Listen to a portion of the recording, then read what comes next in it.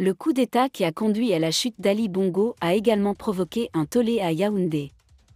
Les opposants de Pavila Bija estiment qu'il risque de subir le même sort que son voisin.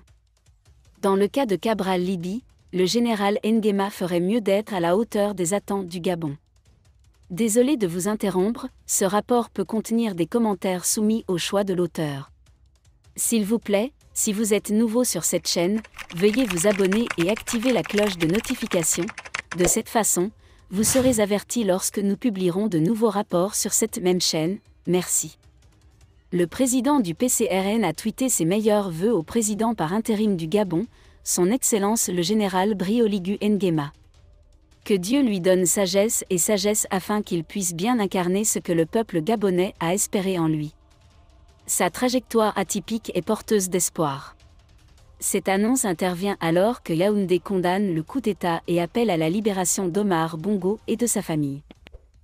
Outre Cabral Libye, le putschiste Clotel Nguema a également été félicité et soutenu par d'autres partis d'opposition camerounais. Nous nous réjouissons de la chute d'un autre serviteur français. L'Afrique se libère enfin peu à peu de l'influence française. Bravo, mais PV est le vrai gagnant, déclare joyeusement Célestin Gémen sur sa page Facebook. Le militant du Social Democratic Front, STF, Alex Népi, s'est également réjoui de la chute d'Ali Bongo. Il a affirmé que c'était la fin de la monarchie Bongo au Gabon. Coup d'État au Gabon après la monarchie Bongo. Un message clair a été envoyé aux Francs. Le Cameroun ne sera jamais une monarchie. La France ne doit en aucun cas intervenir. Le régime de Bija comprend le message. Merci à l'armée gabonaise. Nous sommes habitués aux coups d'État électoraux. Il est peut-être temps de tenter un autre type de coup d'État. Alex NP a écrit.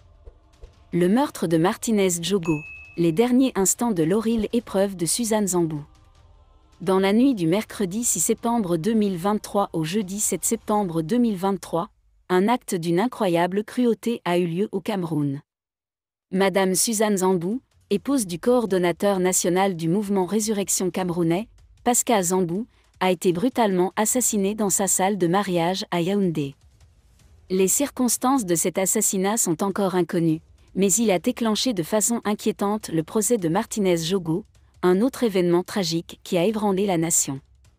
Le meurtre de Suzanne Zambou n'est certainement pas sans rappeler le modus operandi de base, et il semble l'avoir interrogé avant de l'éliminer. Il existe de sinistres parallèles avec le sort de Martinez Djogo. L'intrigue était énigmatique et brutale, soulevant de nombreuses questions et alimentant les spéculations. Alors que les enquêteurs s'efforcent de découvrir la vérité derrière ce meurtre brutal, des rumeurs et des spéculations sur le tueur commencent à faire surface.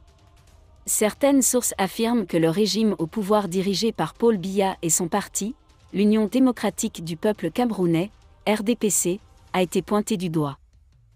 Pour bien comprendre l'importance de cet assassinat, il faut replacer l'événement dans le contexte politique tendu actuel du Cameroun. Le principal parti d'opposition, le MRC, dirigé par Maurice Kamto, condamne depuis des années les violations des droits humains, la répression politique et les arrestations arbitraires perpétrées par le gouvernement actuel.